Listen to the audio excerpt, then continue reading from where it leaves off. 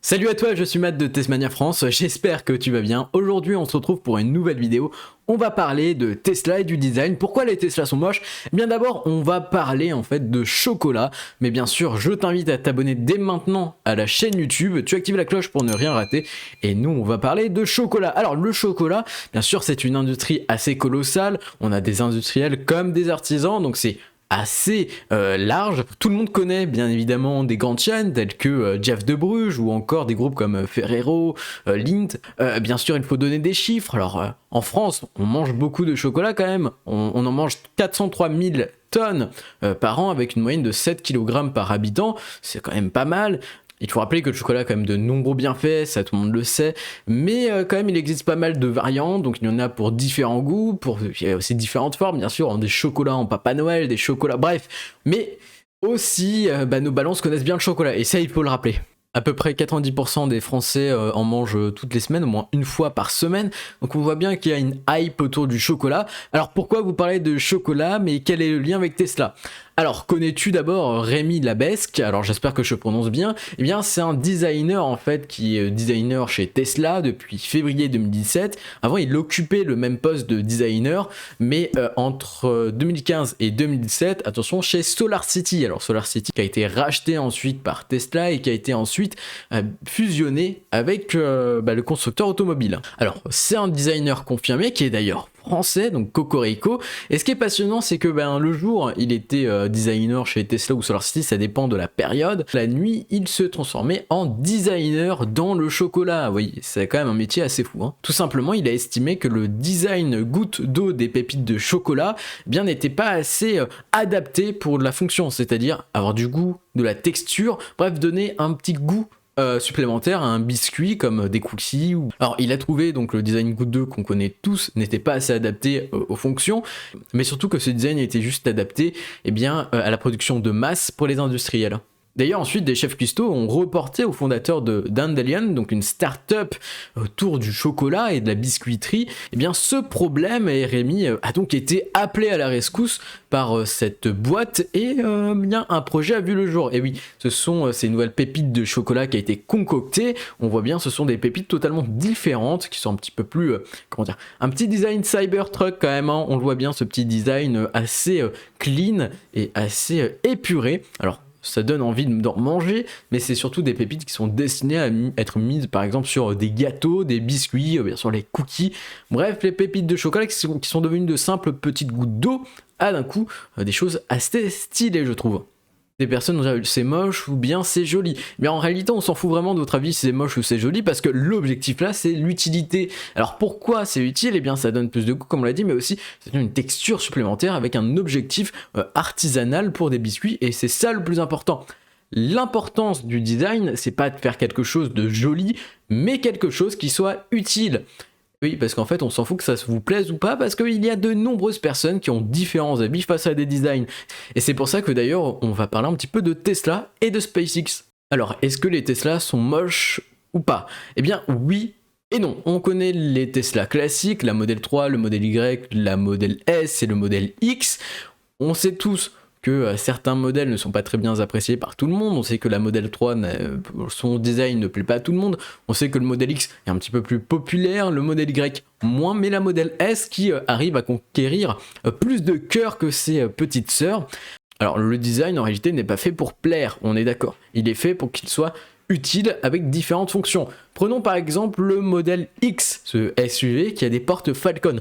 Eh bien Elon Musk, avec ses équipes, quand il a voulu mettre des Falcon Wings, donc ces portes en type d'aile sur les côtés, c'était pas forcément pour que ça soit joli ou stylé, c'est tout simplement pour que ça soit plus pratique pour accéder aux places à l'arrière. Donc c'est tout de même quelque chose qui est important stipulé, on s'en fout si ça vous plaît ou pas, si ça plaît à vos petits yeux, l'importance c'est que cela soit utile et que ça ajoute une expérience à prendre en compte. C'est que la beauté qui est simplement, on ne peut pas définir la beauté, on arrive à le définir scientifiquement par la symétrie, et le problème de l'effet de beauté, c'est surtout à l'échelle humaine, quelque chose qui divague en fonction des modes et des tendances, et ça c'est un vrai problème. En tout cas, l'être humain trouve moche la différence, et c'est ça qui est intéressant. C'est que on a une petite faille en nous qui nous fait penser que forcément, quand on ne connaît pas quelque chose, c'est forcément moche. Et ça, on l'a vu avec qui? Eh bien avec le Cybertruck. Effectivement, le Cybertruck est un look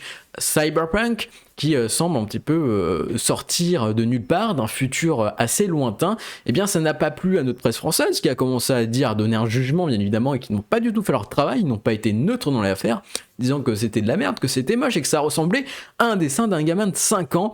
Oui, voilà, bon, c'est leur avis, c'est leur goût, et bien d'autres personnes aiment, d'autres personnes n'aiment pas, mais le plus important à retenir, c'est qu'il y a aussi un message, je pense, derrière. Alors, mais là où je pense qu'on peut voir un certain message, si on se plonge dans cet univers, c'est que peut-être Tesla veut aussi faire passer un message avec leur écosystème, c'est que si on n'agit pas pour le climat, bien peut-être que dans 10, 20 ans, tout le monde aura besoin de ce type de véhicule qui soit résistant à forcément des dangers dans la nature ou bien des dangers humains à l'extérieur. Mais c'est aussi un design qui est novateur, c'est quelque chose qu'on n'a pas l'habitude de voir, et c'est là où Tesla frappe avec ses designs, c'est qu'à chaque fois, tout est différent. Eh bien, enfin, tout est différent, il y a toujours cette petite touche Tesla, mais on sort de l'ordinaire. Le but de Tesla, c'était d'innover sur le design, d'avoir quelque chose de différent et de ne pas avoir toujours les mêmes véhicules. Si on regarde par exemple les monoplaces de Formule 1 à cette époque, eh bien aujourd'hui, les personnes qui ne sont pas passionnées diront que c'est dégueulasse. Alors qu'en réalité, c'est quand même des véhicules qui sont quand même assez sympathiques.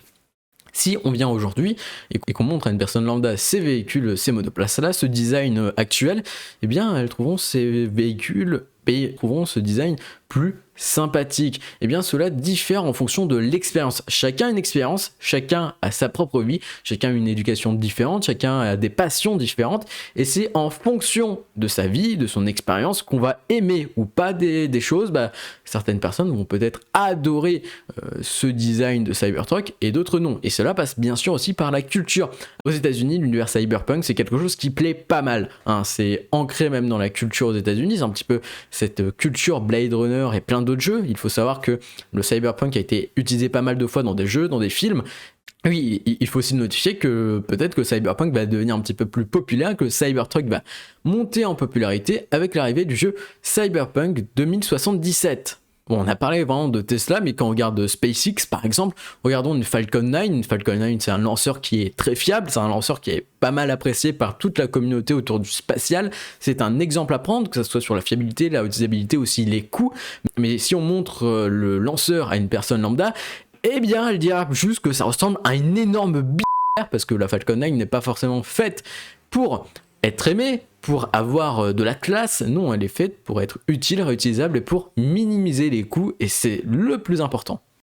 Alors d'un coup, vous allez dire oui, mais ça va, ça touche une partie, ça ne nous concerne pas forcément tous, c'est pas quelque chose qu'on voit tout le temps autour de nous. En réalité, les goûts, les couleurs, les avis des autres, c'est quelque chose qui vous touche forcément quand vous portez une jupe, une robe, des vêtements qui vous changent de l'ordinaire. Quand vous changez de style, il y aura toujours des personnes qui vont vous dire que c'est moche. Mais qu'est-ce qu'on doit faire dans ces situations-là? Eh bien, c'est de s'en foutre royalement. C'est comme, par exemple, certains commentaires sur les vidéos, eh bien il ne faut pas porter attention. Et oui, c'est quelque chose qui peut être divers. Par exemple, en changeant de format sur ma chaîne YouTube, on aura des personnes qui vont dire est-ce que tu peux faire ce style de format? On adore. Et d'autres personnes qui vont dire non, c'est nul, reviens à l'autre. Et bien c'est le problème, c'est qu'à chaque fois, eh bien il y a des rivalités, il y a des duels entre j'aime ça, j'aime pas ça. Et à chaque fois, eh bien le créateur ou même vous, bien vous êtes un petit peu dans la merde. Par exemple, prenons les groupes Facebook et Tesla français. Alors là, je n'agresse personne parce que ce n'est pas forcément les administrateurs qui sont dans le coup, bien ce sont simplement les utilisateurs qui sont sur le groupe Facebook, ou bien les nombreux groupes Facebook. J'ai posté un jour cette photo-ci où on voit une voiture, peut-être une Model S appartenant à un employé Tesla ou bien même à Elon Musk, qui nous a sorti une Model S assez sympathique. On voit une nouvelle couleur, une couleur on n'a pas l'habitude de voir, et c'est peut-être la future couleur des modèles Y qui est offerte lors de l'achat du SUV pour Berlin, sachant qu'on en avait parlé. Eh bien c'est quelque chose qui peut surprendre, c'est une couleur qui est assez agréable ou non.